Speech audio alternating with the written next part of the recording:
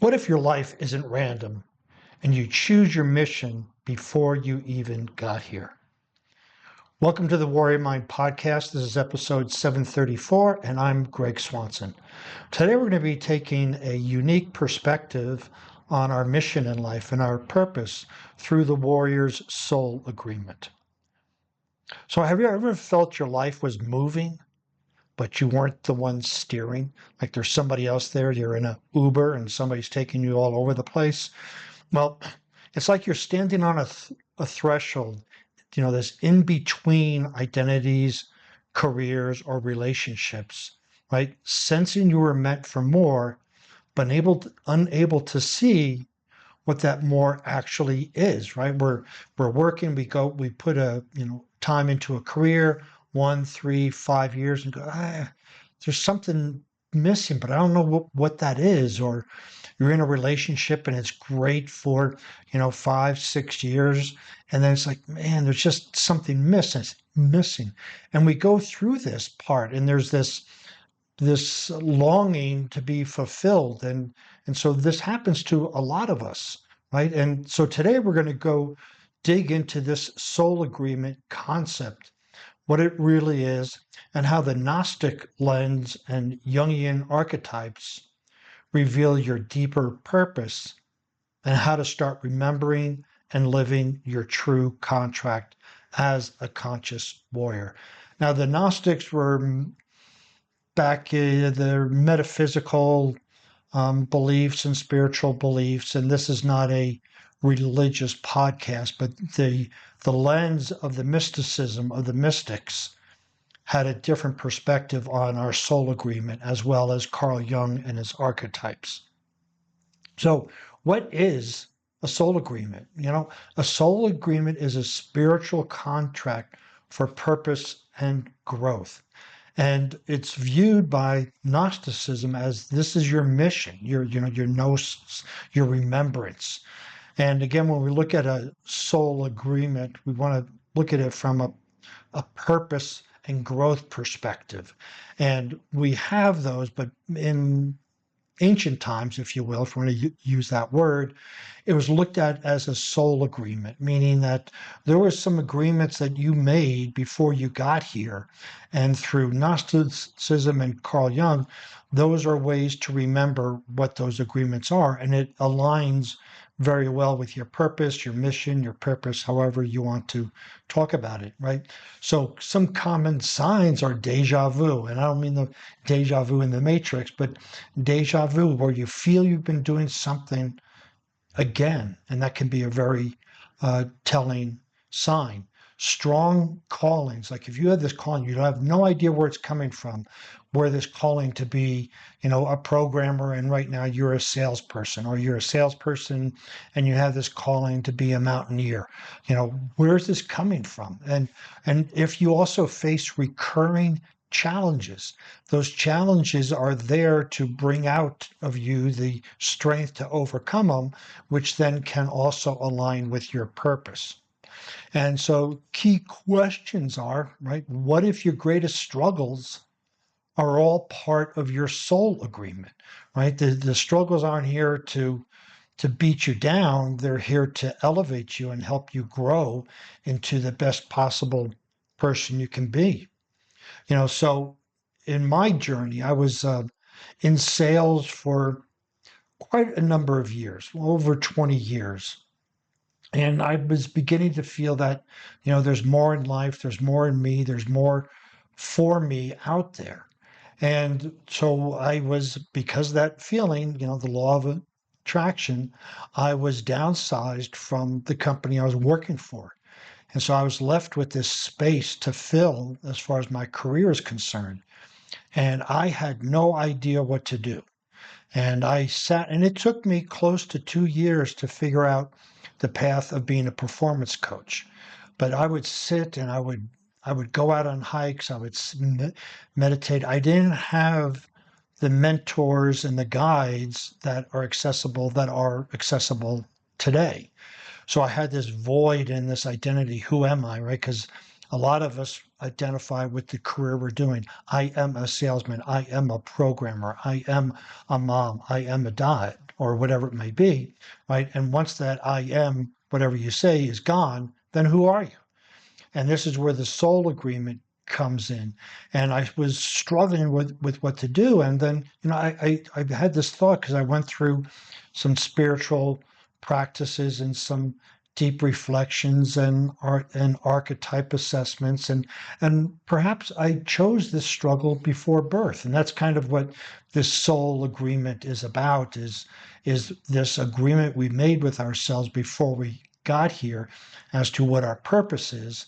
And then the things that come up for us, either supportive or not supportive, still are all there to help us on our path of purpose.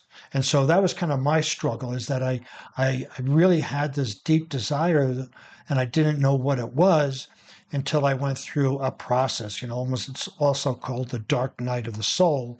And I went through that and came out the other end with this concept of being a coach, a performance coach. And it didn't fit, the clothes didn't fit exactly perfectly right away. But the more I put on the clothes of a coach, the more I worked with it, the more it fits and the more it sticks. And I realize now that that was, my second mountain. There's a book out there about second mountains. And this was my second mountain, my other purpose. So with Gnosticism and Jungian archetypes, they can provide this warrior's map for your soul, right? Gnosticism talks about the soul's quest for knowledge and for purpose and for awakening.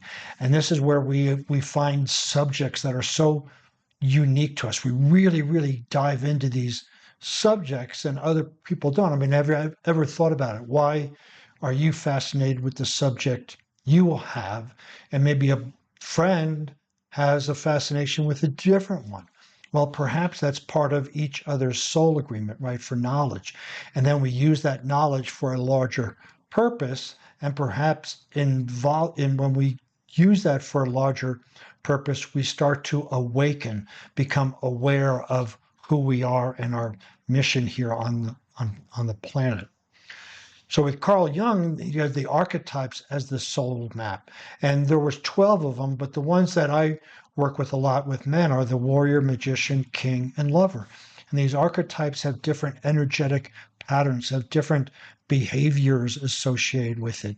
And when we know which archetype is showing up for us, whether the shadow or the light side of it, we can have a really good indication as to our soul agreement. These are things that, again, the agreement is made before we get here, but when we're here, we can tap into the Gnosticism and the archetypes to help us discover, our soul agreement and our purpose. So these archetypes help decode your unique contract. And again, we can use those for ourselves, or we can see which ones are emerging, almost like a personality assessment, right?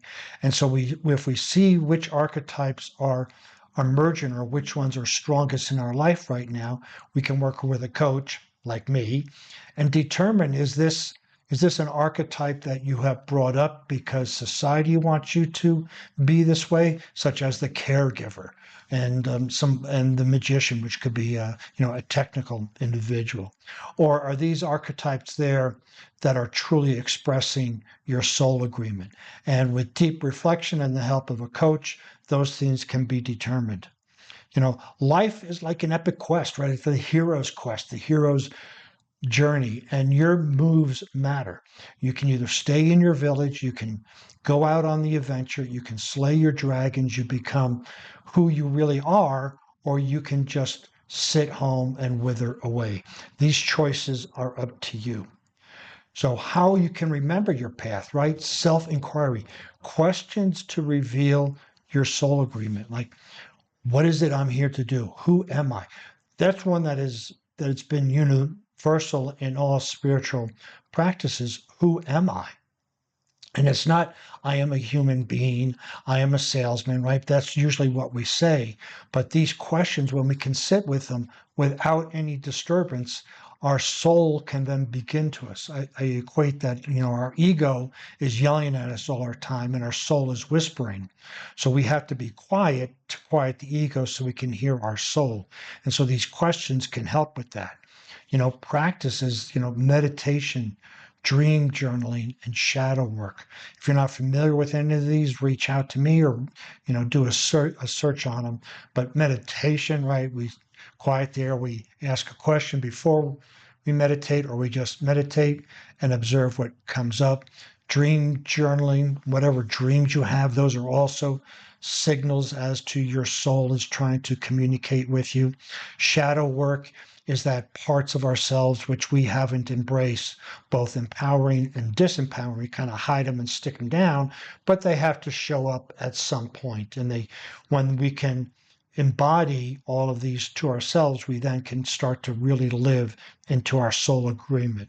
And there's signs and synchronicities and repeating life patterns. All these things, when they're connected, when the dots are connected, can be quite aha moments and awakening moments. But if we dismiss all of them as there's no meaning behind them, then we are going to go through life with no meaning. But we're here for a reason. You're here for a reason. And these things can help reveal that reason. It doesn't mean you have to quit your job, but at least it gives you a path to walk on. And, when we are in these challenges things, we want to reframe the challenges as clues, not curses. When we're faced with an obstacle, it's like, what is this obstacle trying to teach me? What is it trying to bring out of me? And those would be clues, as opposed to this obstacle, now I can't succeed, which would be a curse, right? So the benefits of embracing your soul contract or soul agreement, right? Clarity in chaos. Why nothing is wasted. When we feel our life is chaotic, the second law of thermodynamics says before organization, there's chaos. And so when we know that this chaos is going to lead to clarity, we know that all that chaos isn't wasted. It's there for a reason. The energy of it, the signs of it, the information of it, of this, if we have this chaos, like you're in between jobs, you're in between relationships, you're moving, all this, we would call as a chaos. Well, it's not wasted because it'll soon come together in clarity. And resilience in setbacks, right? If you've been listening to this podcast for any length of time, it's mainly about mental strength, which is resilience. And you have your resilience in your setbacks, your tests have a purpose. And this is, again, embracing that hero's journey. You're out on this journey, you're facing your obstacles, and those obstacles are there to bring the best of you out. If you cower down and turn around and go back to a comfortable place, you're never going to live your soul agreement, and life will just seem meaningless. And so we also can have this increased confidence and alignment. No more drifting like, oh, should I do this job? Should I do this? What should I do? Where should I go? Where should I live? Who should I have as a partner, et cetera, et cetera. When you have this increased confidence and alignment with your soul agreement, there's no drifting. Your soul agreement could be your North Star, right? Or a lighthouse. When you get lost, you look up and it's right there. When you know and can identify that soul agreement. And, then you're emotionally free from the victim to a conscious creator, right? A victim is when we blame, complain, or justify. Well, I couldn't get a job because this, because that, or the weather's bad, so I couldn't go out and run, or whatever it might be, right? But then when we are embracing our soul agreement, we have the emotional freedom to be this conscious creator. So here's some action steps, right? Carve out time for reflection, journal on your life's biggest turning points, and they are there. And we want to discount them, or we don't want to discount them by saying, oh, I was just lucky. I was just this, right? They are there. Those turning points were there, and you overcame them. Where's the message in that, right? And identify your strongest archetypes and its message to you. If you don't know how to do it, you can Google archetype assessments. Better yet, reach out to a coach like me to help you with that. And we can identify these archetypes and what they're trying to help you with. Join a community or or coach for feedback, which I've been talking about. But there's a lot of ways out there to find this soul agreement through Gnosticism, through archetypes, and even Enneagrams, right? They're all out there. These are all tools to dive deep into our soul to understand what our soul is wanting us to do. And so the other thing is, you can book a power strategy call with myself when you go to my website. And during that time, we will look at some of the things that are happening, some of the recurring patterns in your life and what they're trying to pull out of you. So here's some final thoughts, right? Your soul agreement isn't a burden. It's your personal blueprint for greatness. Every challenge, every victory, every time you find yourself in between is a coded message from your higher self. So here's your call to action. Stop drifting and start decoding. The mission you sense in your bones is real. There's a calling and you feel it. And you are the only one who can remember and live it fully. So if you want to see the show notes on this podcast, you can visit warriormindcoach.com. While you're over there, you can find some more useful information in the forms of blog posts and podcasts, and you'll see how to book your power strategy call. Since you'll be on the internet, please follow me on LinkedIn, Facebook, Instagram, and Pinterest, all under Warrior Mind Coach.